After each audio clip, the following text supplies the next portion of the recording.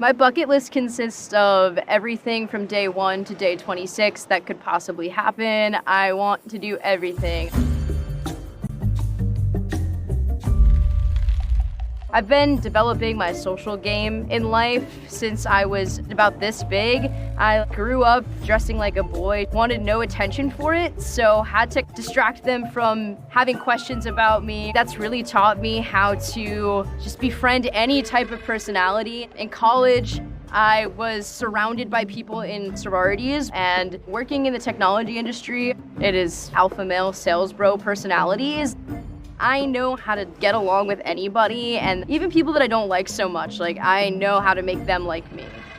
The energy that I'll bring forth is a pickpocket from the Oliver Twist universe, stealing their trust, their hearts, their spot in the final 3, and before they know it, they voted for me and I won.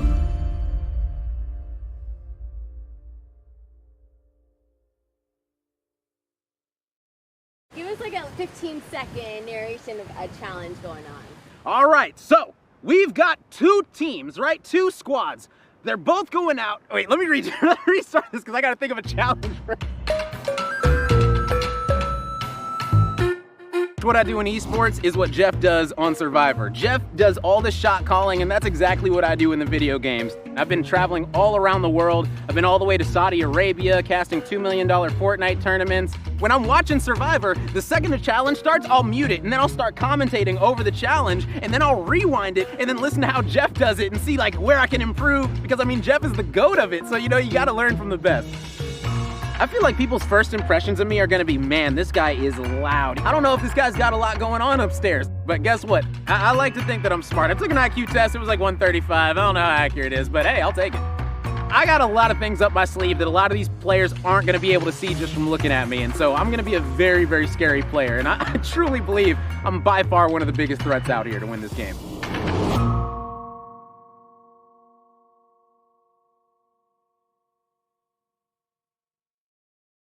I am exuberant, curious, and calculated. Calculated being my favorite word.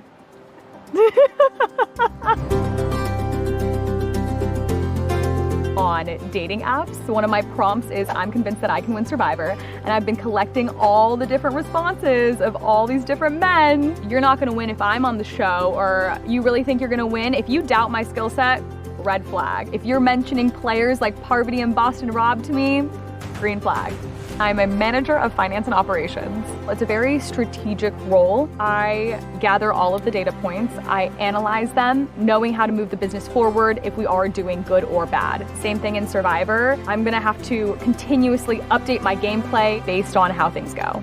Because I did grow up in a predominantly white area, I did change things about myself in order to fit in. It took me some time to fully embrace who I am instead of trying to run away or hide from it. And I think it's the perfect timing for me to go into a game meeting people as who Annika is.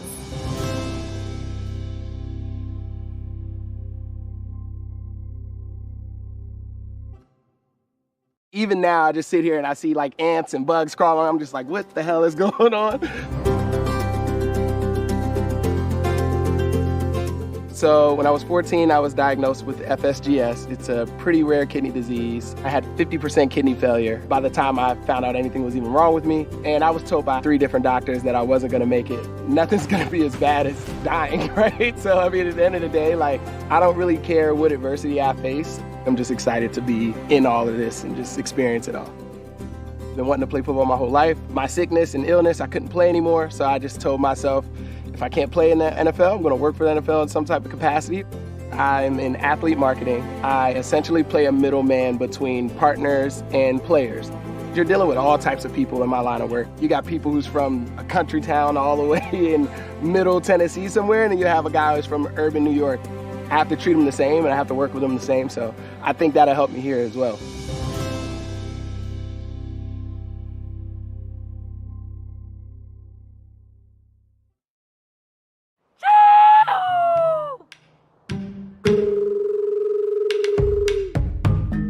When you hear Hawaii, you think vibe, go with the flow. But in reality, I'm gonna be cutting throats. So I'm hoping they think I'm just here for a fun little ride, but they have no idea what's lurking under the surface. I'm constantly seeing where I can grow and evolve as a human being. I was a Division I college athlete, got my master's in educational leadership in policy, and I am a flight attendant for Hawaiian Airlines, but I do want to become a pilot. Winning that $1 million is gonna help a lot with pilot school. I was an alternate for season 45. I was obviously pissed. However, looking back on it, I'm so grateful that Hannah stuck it out for those 2 extra days. And I know that things are gonna work out the way they're meant to work out. We will be deplaning shortly, AKA Jeff snuffing your torch. As you proceed out of the aircraft, go ahead and shaka back to us because it was not personal. We still love you anyway.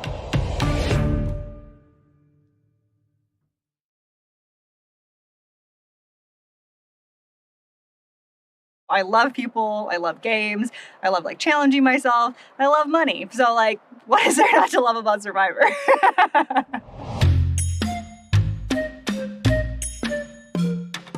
I design user interfaces. When you're using an app, you don't necessarily notice the color or like the buttons or the typography that's being used. All of those things should feel really seamless. That's how I want to integrate myself in this game. No one's really like actually paying attention to the fact that I'm there all the time.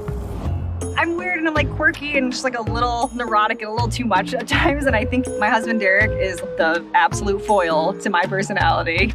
We just like really balance each other out. I hope that I can find somebody out here that has similar characteristics and is able to keep me in check. I've been thinking about this Goldilocks complex. Not too smart, but not unstrategic. Not too physical, but not too weak. Just being right in that like middle spot, that's key to winning.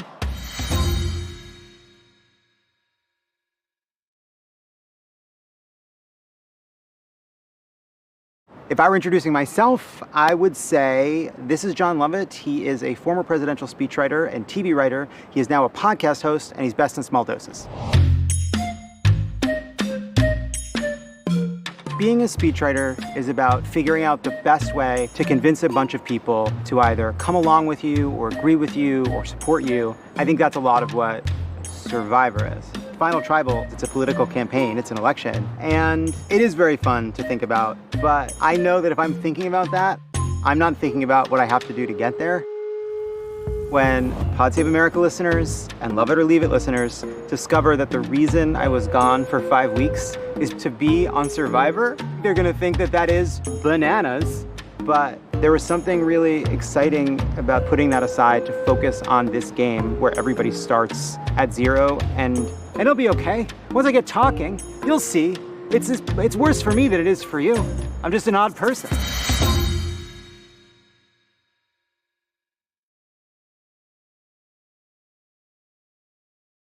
But the problem is, I'm a terrible liar. So, I don't know. I'm gonna be really, really grateful if I'm here on like day 4.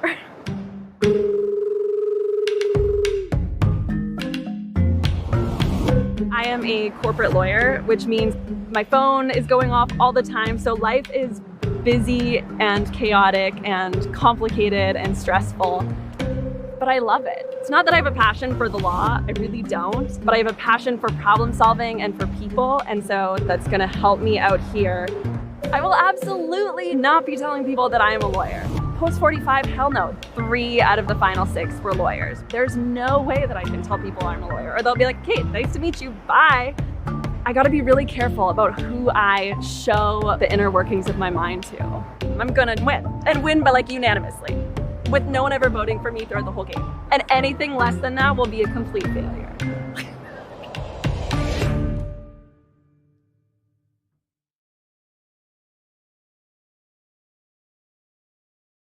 It used to be a cliche, and now it's not anymore. I want to make this a cliche again. I'm not here to make friends. Growing up, I had 2 older brothers, so I constantly had to watch them do things that I couldn't do just because I wasn't old enough. I had to figure out ways around those rules. It's kind of how I learned to operate within the world. You can cut corners, lie, cheat, and steal to get ahead and get little advantages that stack up throughout life. So I think being a talk show host is one of the perfect jobs to have coming into Survivor, knowing when it's your time to be the guy and take up all the air in the room, and when it's time to recoil and let something else take up that spotlight. It's all about working people. I don't care about these people. They don't mean anything to me before this game, and if they don't mean anything to me after this game, it's not gonna change my life at all. I'm here to build a legacy in the game that I love and walk away with $1 million. That's it.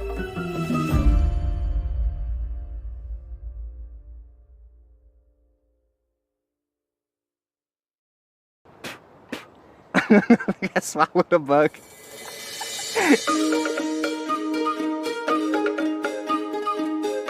So I like to do this thing called the bump and run derby. There's lefts and rights, there's humps and bumps, and the main goal of the game is to cross the finish line. And if that means putting somebody into the wall along the way, so be it. It's been preparing me for Survivor because there's a bunch of different strategies that you could take, but there's only one of us that are gonna cross that line. I grew up kind of rough, lived in a house that didn't have electricity. It was just a little bit of a fumble, but I met my fiance coming out of high school. She really inspired me to want to do more with myself. So the home where I did a lot of my growing up, I've demolished that home and decided to build our own home there. She just fueled a growth inside of me that's been remarkable. Oh, my Moose. That's my girl. Moose is my daughter. Given the fact that I grew up so rough, I've just wanted to create like a really solid foundation for her. Even more reason to bring home that money, right? Yo, you know it. I'm bringing it home.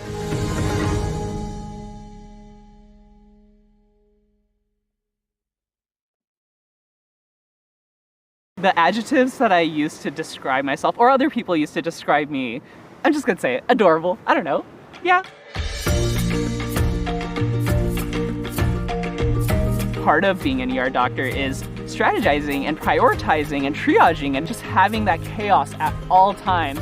Nights to days, gunshot wounds to stab wounds, just like that emotional whiplash, and like the ER trains me for that. You never know what's coming at you, but you still have to be in control of it. You have to know the strategy of what to do next. That's exactly what Survivor is. I was very strategic about when I came out. My parents, they would view this as a distraction. That's why I had to be so patient. And once I had achieved becoming a doctor, I could live my life. I wanted to prove that I can achieve anything I want to be, and that's irregardless of my sexual orientation. Some of my extended family still don't know that I'm gay, and so they were like, maybe you could just pretend you're not. Hell to the no. I'm here to play and share everything about me, and here I am now.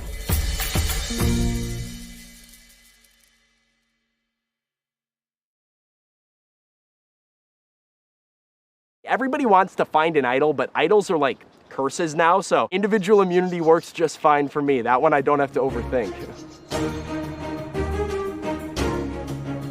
My first memory is me and my brother sitting cross-legged as Jeff is reading the votes in Survivor Cook Islands. We're just chanting, Ozzy, Ozzy, Ozzy, as Jeff reveals the last vote.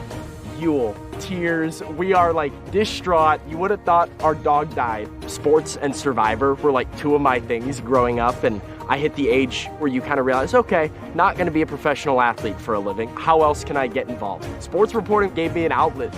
I think in sports reporting, you have to know how to stroke an ego, how to ask the right question to get information out of people. I've kind of fine-tuned those skills.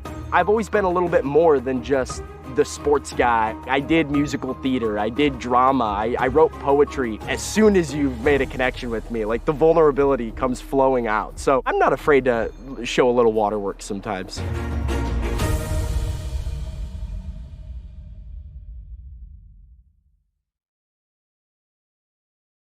I have the ability to charm and disarm. This is a social game, like, that's really good.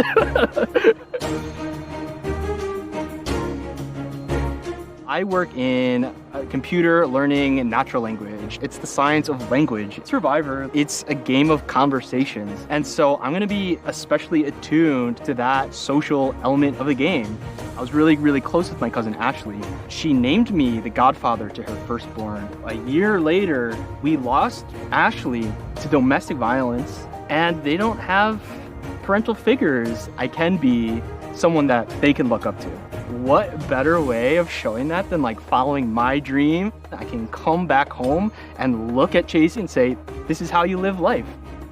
People are looking at me and thinking that I am another Austin, solid, dependable, but ultimately beatable. If people see that in me, I can capitalize on that and just play like a snake.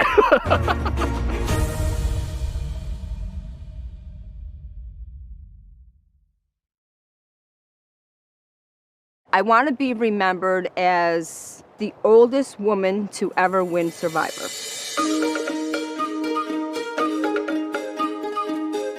When I first got into the aviation industry, I'd have such a pushback from the men. I felt like they almost laughed at me. So I'm going to keep pushing forward, and none of them mattered. Now I have a really successful flight school, and everyone in the area knows who we are. We need more women in the aviation industry. Only 6% is women. My goal is to try to open this up to women. They need to be empowered, and I was totally underestimated. Coming here, I feel it's going to be very similar. These people look at the old person, they think they're the weak person here. Between my work ethic and my level of competition, they're going to soon realize that they're going to want me here. And my grandson will always remember his grandma kicking butt on Survivor.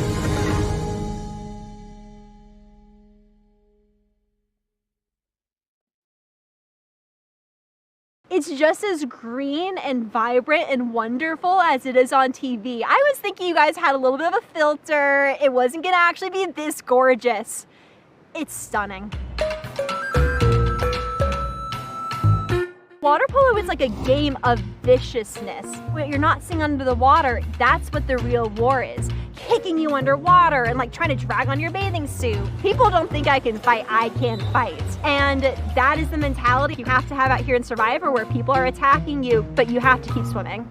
The way I approached business school was I basically craft my own Survivor major. Classes like selling yourself and your ideas, power in organizations. This will help me in my professional life, but this will really help me in Survivor. I don't think I come across as smart as I appear. I'm strategic, I'm cunning, I'm ruthless, I'm willing to do what it takes to achieve and succeed. I'm perfectly poised to be the wolf in sheep's clothing, and that's why I'll be the sole survivor.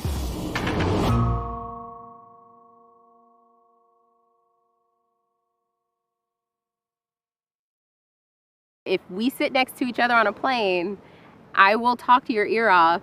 And I literally have at least 6 or 7 contacts in my phone of so-and-so's name, airplane. I always thought I'm gonna be married by 23, I'm gonna have kids by 25, and I am 32 and single. What that has prepared me for is to be adaptable, because I don't know what Jeff is gonna throw at us. All I know is that I have the ability to create strong relationships, and that's what's gonna carry me through the game. If I see somebody that seem unapproachable, they seem impossible to work with, I'm gonna wanna make it happen, because I'm gonna feel that personal satisfaction that I was able to win them over. Because I saw people like Marianne, Shan, Katora, seeing someone like me and thinking, wait, if they could do it, I could do it. And so if I could do that for some other girl out there, I think that's inspiring.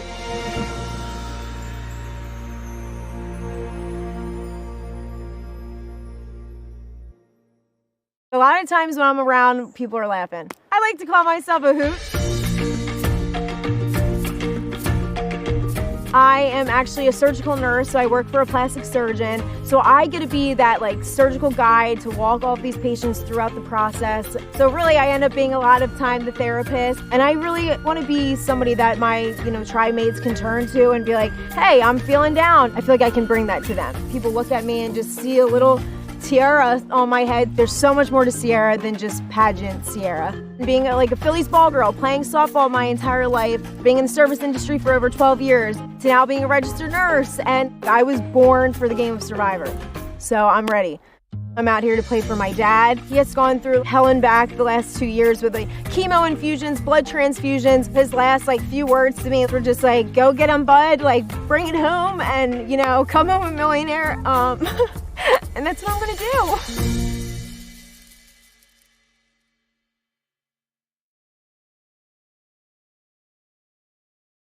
God, why am I crying so much right now? I don't do this. I don't like talk and just start, woo!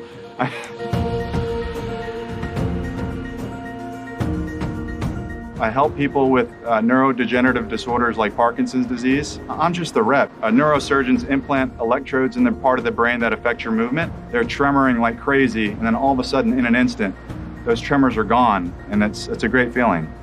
I've won over 200,000 playing poker tournaments. When I make a move, I'm not lying to you, I'm bluffing you. I can take that emotion out because in the end, this is the game, the best game ever. Obviously, there aren't many Koreans in Oklahoma, so I stood out right away. It was rough. I got picked on a lot, but I also always stood up for myself. It turned me to the man I am today. In order to be the best you can be, you're gonna suffer. And so I think if I embraced how difficult it's going to be here, it's going to make it that much easier.